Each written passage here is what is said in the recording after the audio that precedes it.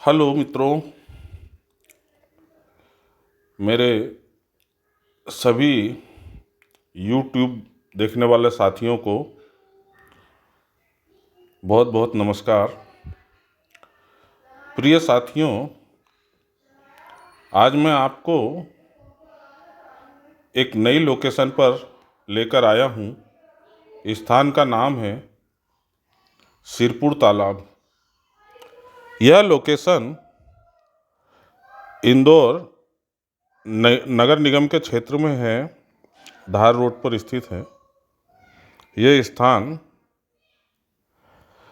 जो है एक झील है, या वर्तमान में इसको सिरपुर तालाब के नाम से भी जाना जाता है। सितंबर अक्टूबर के महीने पर यहाँ पर माइग्रेटिंग बर्ड्स आते हैं। माइग्रेटिंग बर्ड्स का मतलब यह होता है कि जो दूसरे देशों से आते हैं। बारिश के समय में यह स्थान जो है लबालब भर जाता है। यदि आप शहरी क्षेत्र में रहते हैं तो यह स्थान प्रकृति के नज़दीक जाने का और उसे समझने का, महसूस करने का एक बहुत ही उत्तम स्थान है। इसमें आधुनिक युग की कृत्रिमता बहुत ही कम है, और यह पार्क जो है या दर्शन का समय जो है 8 बजे से शाम को 6 बजे के बीच चालू रहता है। बाहर से इसे पेंटिंग से अच्छी तरह से सजाया गया है। यहाँ पाई जाने वाली वनस्पति और पानी के कारण हमेशा यहाँ ठंडी बयार चलती रहती है, और यहाँ पर झील को निहारने के लिए नगर निगम द्वारा, इंदौर नगर निगम के द्वारा एक शेड भी बना है। इस तालाब का फैलाव जो है लगभग 800 एकड़ में है। इस स्थान को और यूनेस्को के द्वारा इस तालाब का निर्माण जो है साइट की सूची में होलकर वेटलैंड वंश के द्वारा इसे बनवाया गया है, शामिल किया गया है।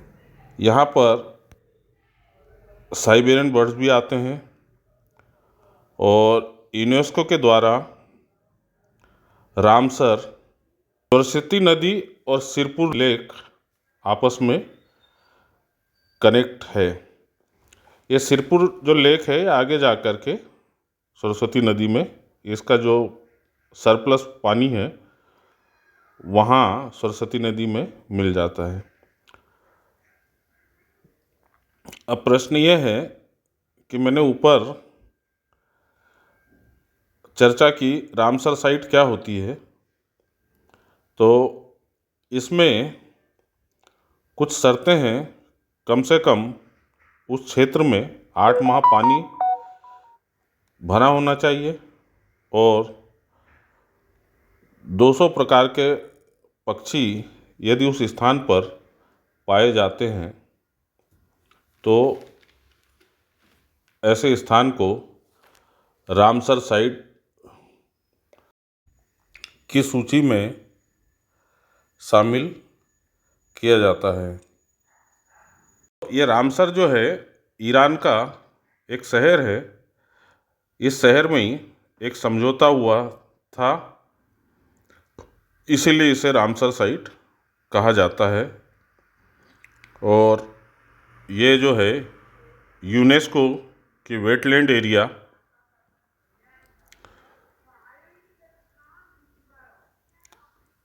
के अंतर्गत आता है। मध्य प्रदेश में 3 वेटलैंड एरिया है, एक शिवपुरी का पक्षी अभ्यारण्य, दूसरा भोपाल और तीसरा इंदौर का सिरपुर तालाब। इस स्थान की दूरी इंदौर रेलवे स्टेशन से लगभग 6.25 किलोमीटर है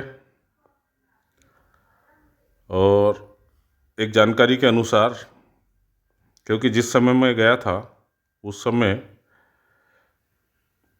यहाँ पर जानकारी मिली कि ऑस्ट्रेलियन बर्ड्स फ्लेमिंगो भी यहाँ आते हैं। शाम को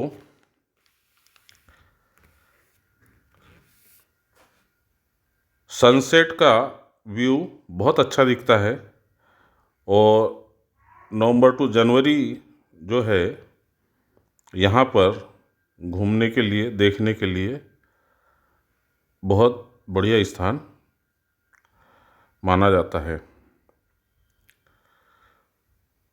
और फोटोग्राफर्स के लिए यह किसी स्वर्ग से कम नहीं है। दूसरा, इसका कैचमेंट एरिया यहीं आसपास के गाँव में है, आसपास के क्षेत्र में ही है कैचमेंट एरिया। तो बारिश का साफ पानी आता है इसमें, जो बाद में ओवरफ्लो के रूप में निकल जाता है। इसे फिल्टर करके ट्यूबवेल में उतार लेना चाहिए, क्योंकि यह पानी मीठा पानी है, अतः अनावश्यक रूप से यह बहकर न जाए। कैमरा, ये तालाब जो है 800 एकड़ यानी 3.6 वर्ग किलोमीटर में फैला है और वेटलैंड को जो है, यह जानकारी जो है मैं गूगल से सर्च करके और आपको बता रहा हूँ। जो जानकारी मुझे गूगल से प्राप्त हुई है इस स्थान के बारे में, तो वेटलैंड को 7/1/2022 को रामसर कन्वेंशन के तहत रामसर साइट के रूप में नामित किया गया है। इस स्थान के जो कोऑर्डिनेट्स है, अब तो ये शानदार जगह 22 डिग्री 42 मिनट 02 सेकंड उत्तर और 78 डिग्री 48 मिनट 46 सेकंड पूर्व में है। बच्चों को सीखने को मिलता है। झील का जो प्रकार है, ये मीठे पानी की झील है प्लस आर्द्र भूमि भी है। इसका प्राथमिक प्रभाव जो है विभिन्न स्थानीय धाराओं से, मतलब आसपास जो भी स्रोत यहाँ से उत्पन्न होते हैं उनके मिलाप से बनता है। दूसरा, इसका कबीर का झाड़ है ना, इतिहास जो मुझे प्राप्त हुआ वह इस तरह है कि प्राथमिक बहिर प्रवाह जो है, ये सिरपुर धारा जो इंदौर के गौरीनगर के पास सरस्वती नदी में मिलती है, और रामसर जो है ये आर्द्र भूमि के लिए ये प्रमाण पत्र या मान्यता दी जाती है। और ये जो है मनोनीत कब हुआ, ये 1 जुलाई 2022 को। अब सिरपुर झील का निर्माण जो है 20वीं शताब्दी के प्रारंभ में इंदौर राज्य के होलकर राजाओं के द्वारा करवाया गया था है? और भारत की स्वतंत्रता और शाही भाग गई घरों के विलुप्त होने के बाद धार्मिक स्थलों ने झील के चारों ओर उगना शुरू कर दिया और वर्षों से इसके आसपास रहने वाले लोगों द्वारा इसका अतिक्रमण किया गया। मछली पकड़ने अवैध शिकार, मवेशी चराने और कचरा डंप करने आदि जैसे अवैध गतिविधियों ने झील की पारिस्थितिकी तंत्र को लगभग नष्ट कर दिया था। एक महत्वपूर्ण पक्षी आवास के रूप में झील की क्षमता को इंदौर के होलकरों द्वारा मान्यता दी गई थी। मतलब ये उसी समय से पक्षी अभयारण्य के रूप में मान्यता होलकर वंश में दे दी गई थी, ऐसा इस कथन से जानकारी हमें प्राप्त होती है। किंतु 1980 के दशक की शुरुआत में इंदौर के एक प्रसिद्ध फोटोग्राफर और कलाकार श्री भालू मुंदे जी, जो अब पद्मश्री पुरस्कार से सम्मानित है, ने झील का जीर्णोद्धार का कार्य शुरू किया।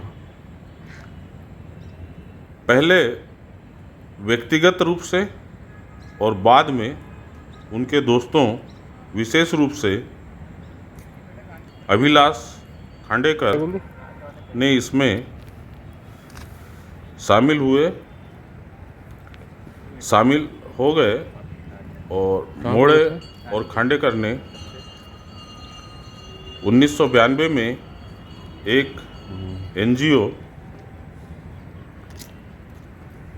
वॉलंटियर्स की सह स्थापना की, मुख्य रूप से झील की पारिस्थितिकी तंत्र को बहाल करने और इसे एक आदर्श पक्षी स्थल के रूप में विकसित करने के लिए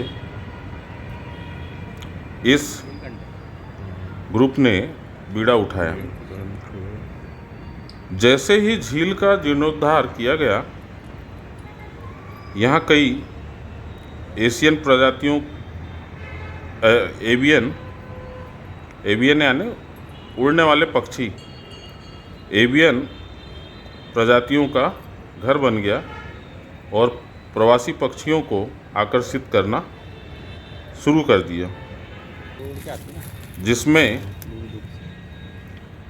रेडी सेल्डक भी शामिल है, जो सिरपुर में सर्दियों के लिए मंगोलिया और साइबेरिया से प्रवास करते हैं। द बर्ड्स ऑफ सिरपुर नामक पुस्तक में कुल लगभग 130 प्रजातियों की सूची को सूचीबद्ध किया गया है और आईबीए की स्थिति के बारे में जो है तो 2015 में झील को बर्ड लाइफ इंटरनेशनल द्वारा मध्य प्रदेश के 19 महत्वपूर्ण पक्षी क्षेत्रों आईबीए में से एक के रूप में इस स्थान को मान्यता दी गई है। इंदौर के पास अन्य आईबीए यशवंत सागर है, जिसे अगस्त 2022 में रामसर साइट भी घोषित किया गया था। यहाँ पर प्रकृति ज्ञान केंद्र, पूरा पत्थर का काम है। प्रकृति ज्ञान केंद्र मतलब प्रकृति के बारे में, नेचर के बारे में जानकारी देने के लिए मतलब ये इतना पानी रोका है इसमें। व्याख्या केंद्र ओरिजिनल लेवल वो है जो है वहाँ से लोगों 2.5 मीटर और आगंतुकों को सिरपुर झील के पास के आर्द्रभूमि मालवा मध्य प्रदेश और मध्य भारत की पारिस्थितिकी के बारे में शिक्षित करने के लिए 2.5 करोड़ रुपए के परिव्यय के साथ एक व्याख्या केंद्र स्थापित किया जा रहा है। और रामसर पहचान जो है जुलाई 2022 में सिरपुर आर्द्रभूमि को रामसर स्थल घोषित किया गया। यह सारी जानकारी मैंने इंटरनेट और मीडिया के माध्यम से प्राप्त की है। प्रश्न यह है कि होलकर वंश के समय में जो भी इंजीनियर रहे होंगे, उन्होंने इस निर्माण कार्य को पीने के पानी के उद्देश्य से बनाया था, वो उनका हमें बहुत बहुत आभारी रहना चाहिए। और दूसरे सबसे बड़े दुख की बात यह है कि हमारे पूर्वजों की जो धरोहर है, हम उस पर कभी ध्यान नहीं देते, जबकि हम इनका जीर्णोद्धार यहाँ पर इंजीनियर्स, पर्यावरणविद और पीने के पानी से जुड़े हुए इंजीनियर्स और बांध बनाने वाले इंजीनियर्स, जो विषय विशेषज्ञ हैं, इस तरह के आयुर्वेदिक जड़ी बूटियों के बारे में जानने वाले और तितली इत्यादि के बारे में जिनको जानकारी है, मछली पालन की जानकारी है जिन्हें, ऐसे विषय विशेषज्ञ जो इस विधा को संवार सकते हैं, उनका सम्मेलन होना चाहिए।